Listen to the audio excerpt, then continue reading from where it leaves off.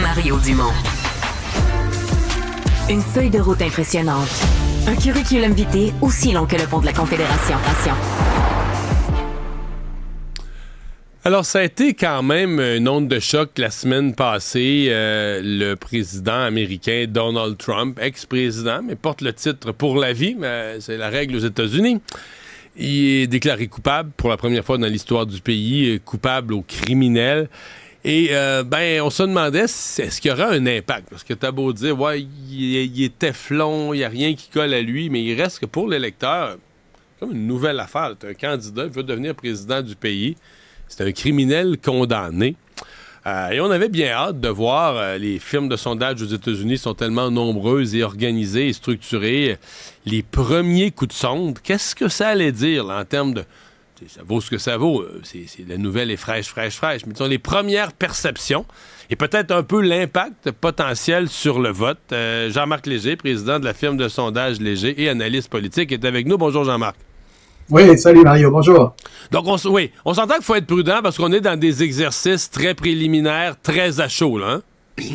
Oui, parce que les premiers jours, il y a un peu d'émotion qui ressort, mais souvent, l'intention de vote bouge très peu. C'est après 7 à 10 jours qu'on voit vraiment le mouvement de l'opinion publique, là. Fait qu'on suit ça de près. Mais les premières données nous disent que jusqu'à maintenant, ça a bougé de 2 points en faveur de Joe Biden en moyenne. Il faut prendre aux États-Unis, Mario, tu l'as mentionné, il y a beaucoup de firmes de sondage. Il y en a beaucoup qui sont très impliqués politiquement, soit chez les démocrates, soit chez les républicains. Fait qu'on regarde que les firmes les plus sérieuses, Morning Consult, Ipsos, Harris, ces gens-là ont publié, ils disent toute la même histoire. C'est-à-dire qu'un mouvement de 2 points vers Biden qui donne 1 point d'avance au global à Joe Biden. Fait que c'est la première fois depuis plusieurs mois que Joe Biden a 1 point. Mais là, on est dans marge d'erreur. Fait que ça c'est la donnée générale, puis c'est trop tôt. Mais il y a une série d'autres questions qui permettent de voir l'émotion des gens derrière. T'sais. Et c'est ça qui m'intéresse, moi, comme sondeur. Voir c'est quoi les premiers mouvements. La première question qu'on se pose, est-ce que les gens trouvent ça banal? Dans le fond, est-ce que ça a eu l'impact d'une grosse nouvelle ou est-ce que c'est juste il y en a eu tellement sur Donald Trump, un procès de ci, un procès de ça. Donc, est-ce que cette condamnation a eu l'effet d'une nouvelle là, particulière, d'un coup de tonnerre sur le plan de l'image? La réponse, c'est oui. On ne sait pas l'effet final, là, mais la réponse, c'est oui. Et parce que, oui, il a survécu à de la fraude fiscale, à l'agression sexuelle, où il était reconnu coupable, pas juste condamné, là, reconnu coupable, puis aussi à ces 2 procédures de destitution, 2 processus. Fait en bout de ligne, il a survécu à tout ça. Mais là, on parle de quelque chose de différent. Tu l'as mentionné, c'est criminel dans un premier temps, là, et c'est un jury qui a décidé, donc 12 personnes qui sont objectifs dans l'État de New York, qui décident unanimement de le condamner sur 34 falsifications de documents. Bon, mais ce qui est surtout important, c'est 2 choses. C'est que tu es à 5 mois d'élection. Quand ça fait longtemps, les électeurs peuvent oublier, passer à autre chose, la nouvelle remplace une autre. Là, on s'en va dans un moment où l'électeur doit faire un choix. Puis l'autre élément qui est le plus dangereux pour Donald Trump, c'est que ça va durer 6 semaines, cette espèce de flottement-là, avant que le 11 juillet, il donne la sentence. Une amende, une probation, c'est-à-dire une conditionnelle, ou l'emprisonnement. Fait que si c'est l'emprisonnement, c'est la fin de la carrière de Donald Trump. Il a même dit hier en passant, il a dit c'est le point de rupture qu'il appelle. Là, si c'est emprisonnement. Si c'est pas un emprisonnement... C'est peu probable. Quand on écoute des avocats experts, ils disent qu'il n'y a pas d'antécédent de prison ou d'antécédent judiciaire de ce genre-là. La plupart des experts semblent dire qu'il serait peu probable qu'on lui montre le chemin de la prison ferme. Là. Exactement. Et ça, on ne sait pas trop comment le juge va réagir. Est-ce qu'il va considérer l'outrage au tribunal? Le plus probable, c'est qu'il y a une probation. Probation, c'est une tape ses doigts, mais t'es pas en prison. Mais une probation, ça veut dire que s'il est accusé de d'autres choses dans les autres procès, là, ça va devenir catastrophique, là, parce que une conditionnelle, c'est que tu dois pas avoir d'autres accusations ou condamnations. Bon. Mais ce qu'il faut vraiment surveiller, Mario, c'est le rôle de la Cour suprême. Parce que moi, ce que j'ai entendu dire par mes contacts américains, c'est que la Cour suprême a décidé d'attendre la semaine dernière pour rendre son jugement sur l'immunité du président. Parce qu'ils voulaient pas faire ça pendant le procès pour ne pas l'influencer. Fait qu'ils ont sorti le jour de la décision du jury, mais ils n'ont pas voulu sortir. Et là, ce qu'on dit, c'est que dans les prochains jours, il y aura une décision. Si la Cour suprême statue sur l'immunité, comme quoi il n'y a pas d'immunité, parce qu'en bout de ligne, ça va être ça la conclusion de la Cour suprême, là. Puis ils font beaucoup de flafla autour, là, mais ça va être ça la conclusion. Tu peux pas donner de l'immunité à une personne en disant que tu peux tuer quelqu'un et tu seras pas en prison parce que tu es président des États-Unis. C'est pas possible. Mais à partir de là, les 3 autres procès s'enclenchent. Et là, ça peut aller plus vite qu'on pense. Les gens prennent pour acquis qu'il n'y aura pas d'autres procès d'ici l'élection, qu'il n'y aura peut-être pas d'autres jugements d'ici l'élection, mais les procès vont être enclenchés. Fait que je dis que c'est différent parce que ça dure longtemps. Là. Ça va couvrir la campagne de Donald Trump.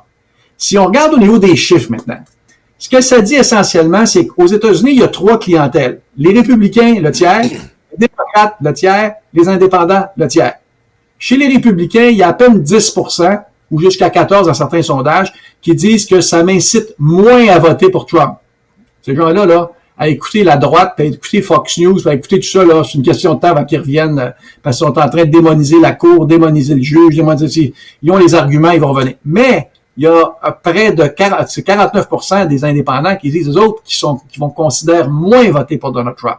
Donc, la moitié des indépendants répondent qu'ils sont moins portés à voter pour Trump.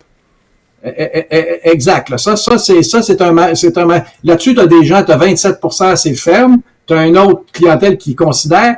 Fait que t'as aussi un taux, là, qui est sorti ce matin, qui a la majorité des gens qui disent qu'ils devraient ne pas se présenter, qu'ils devraient démissionner. Que tu sois démocrate, indépendant ou autre, là, il y a une majorité qui disent, gars, tu devrais te retirer de la course. C'est ça l'expression. Hein? Fait que donc, c'est pas le vote contre Trump encore. C'est plus une émotion de dire, regarde, t'es à mauvaise place, tu devrais t'en aller, je suis pas content.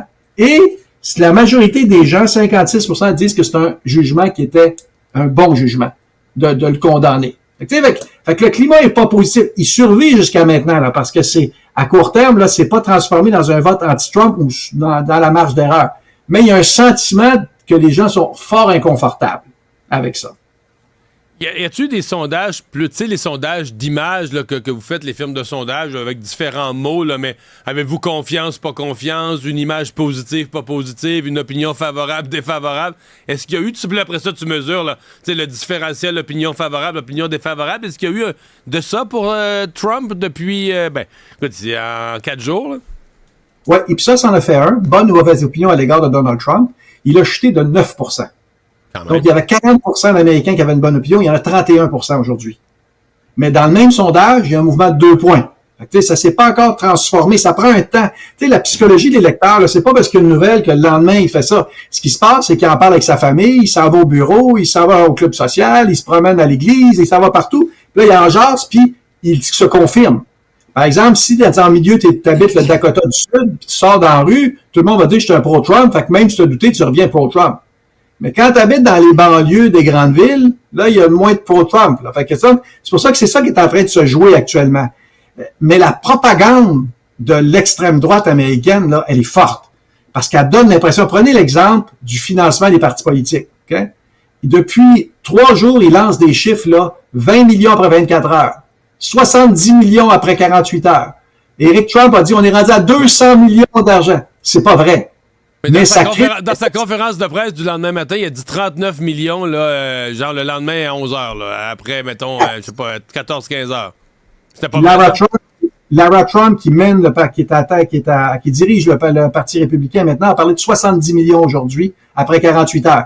Fait que ce chiffre a une enflure verbale, là, et il y a personne qui vérifie. Ce n'est qu'une affirmation. Mais les médias l'ont repris.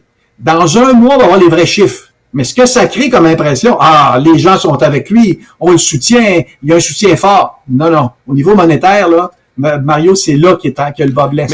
Mais en même temps, Jean-Marc, moi, au niveau monétaire, il faudrait séparer 2 choses. Parce que moi, je le crois, là, que ces donateurs, tu sais, sont 30% de donateurs, de supporters très durs. Eux, à chaque fois qu'il arrive un malheur, ils sont prêts à mettre la main dans leur portefeuille. Là. Chaque fois, ils sont prêts à mettre leur carte de crédit et d'envoyer un 20$ ou un 50$. C'est plus les grands donneurs institutionnels, là, les grandes entreprises, les donateurs. Est-ce qu'eux autres, parce qu'eux, dans le fond, ils donnent par intérêt. Là. Ils donnent un peu dans le sens de qui va amener le bien du pays, la prospérité.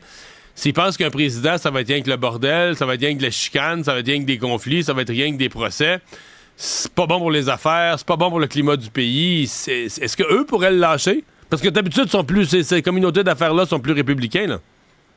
Plus républicains, puis c'est exactement ça. L'affirmation de donateur avant, c'est que si Trump est condamné, le Dow Jones va chuter. Non, il y a eu une augmentation du Dow Jones. Là, fait que, c'est pour eux autres, le danger, c'est que ils donnaient à un président auquel ils croyaient, des gens de droite qui voulaient développer l'économie. Là, ce que tu dis est tellement vrai, c'est le chaos qu'ils ont peur, là, le chaos qui l'amène avec lui. Fait que ce qui s'est passé entre janvier et avril, Donald Trump a ramassé autour de 220 millions de dollars. Et le problème qu'il a, c'est qu'il en a dépensé 217 millions de dollars. Fait en cash, là, ce qu'il a en argent, il y a autour de 45 millions dans son compte de banque avant la condamnation. Mais Jean-Marc, il a donc bien dépensé. C'est-tu en frais d'avocat? Il a dépensé 217 millions de janvier à avril?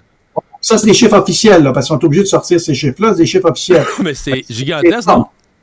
Oui, mais en même temps, tu as besoin des organisations dans la majorité des États. Tu as besoin de faire des campagnes publicitaires, ça coûte cher une élection. Il faut qu'il aille chercher autour d'1 milliard de dollars pour gérer la campagne. Et c'est là, à mon avis, qu'il va y avoir de la difficulté. On va le voir à court terme, ils disent qu'ils ont de l'argent. Moi, j'y crois pas du tout, là. Moi, je pense que ça commence à être de plus en plus difficile. C'est un puits qui s'assèche de plus en plus de ce côté-là. Et c'est là, hein, c'est un homme qui a vaincu par l'argent, puis il va périr par l'argent. Parce qu'il n'y aura pas non seulement le soutien, mais en même temps, en parallèle, Mario, il faut qu'il fasse un chèque de 500 millions. 2 chèques, en réalité. Un de 450 puis un de 83 pour relier 2 autres causes, là, celle de la fraude fiscale puis de l'agression sexuelle. Fait que, tu sais, lui, là, s'il y a pas de l'argent, là, il y en a pas tant que ça, là. Oui, c'est un milliardaire en valeur, mais pas en argent. Fait que la pression est énorme. Fait que les facteurs sont négatifs autour de lui, mais jusqu'à maintenant, il n'a pas encore tombé. Jusqu'à maintenant, il tient. Ça tient, mais toute la propagande fait tout, là. L'élection, elle se joue aujourd'hui, Mario. Elle se joue aujourd'hui et forcément le 11 juillet prochain. S'il n'est pas condamné, il y a une chance de survivre. S'il est condamné, c'est la fin. Mais j'ai dit ça tellement souvent, Mario. Ouais. Qu'on dit, est-ce qu'elle me trompe une autre fois? On reste prudent. Hey, Jean-Marc, merci. À bientôt. Ça marche.